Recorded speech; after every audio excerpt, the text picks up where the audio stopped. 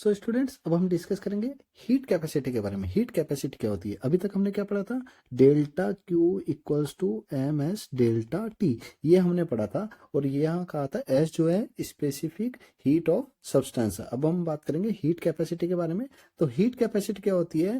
Heat capacity is the amount of heat required to raise the temperature of a given body by 1 degree Celsius. यानी जो m into S है, इसको क्या कहा जाता है? हीट कैपेसिटी C कहा जाता है। और ये क्या होगा? Delta Q upon delta T. यानी किसी पर्टिकुलर सब्सटेंस का टेम्परेचर अगर 1 डिग्री सेल्सियस चेंज कर दिया जाए तो जितनी हीट रिक्वायर्ड होगी उसको क्या कहा जाता है? हीट कैपेसिटी कहा जाता है। So it is the amount of heat required to raise the temperature of a given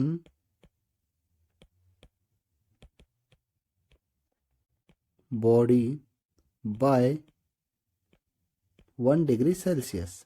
so C equals to क्या हो गया? MS हो गया। और इसको थर्मल कैपेसिटी का फॉर्मूला हो क्या गया? देखिए, थर्मल कैपेसिटी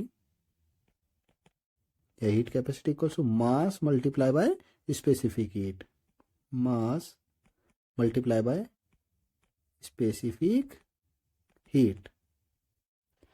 यूनिट क्या हो गया इसका? देखिए यूनिट देखते हैं। यूनिट हो गया इसका, देखिए, जूल पर केल्विन। जूल पर केल्विन हो गया, और जूल पर डिग्री सेल्सियस हो गया, और कैलोरी पर डिग्री सेल्सियस हो गया।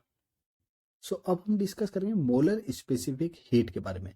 मोलर स्पेसिफिक हीट क्या होती है? किसी यूनिट मोल के सब्सटेंस के टेम्परेचर में 1 डिग्री सेल्सियस का चेंज करने के लिए जितना हीट की रिक्वायरमेंट होती है उसको हम कहते हैं molar specific heat. So it is amount of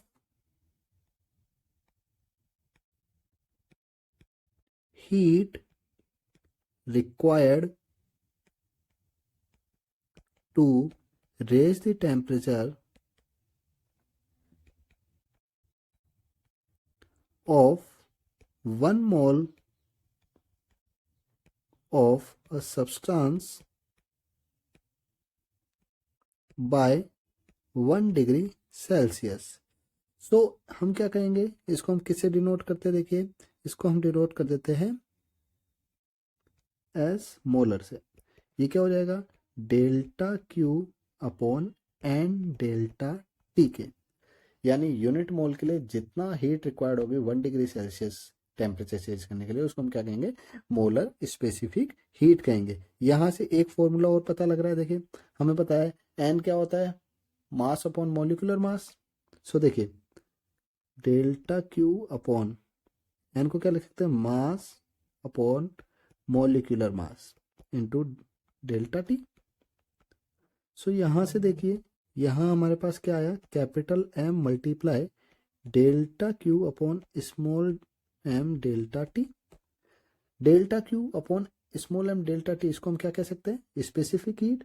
तो molar specific heat equals to क्या हुआ? M into specific heat. ये एम क्या है? मॉलिक्यूलर वेट है। ओके, तो इसका यूनिट क्या हो जाएगा? Joule mole inverse kelvin inverse. बहुत इंपॉर्टेंट है, पूछा जाता है कई बार। और joule mole inverse degree Celsius inverse. और क्या हो सकता है? Calorie mole inverse kelvin inverse या डिग्री सेल्सियस इनवर्स।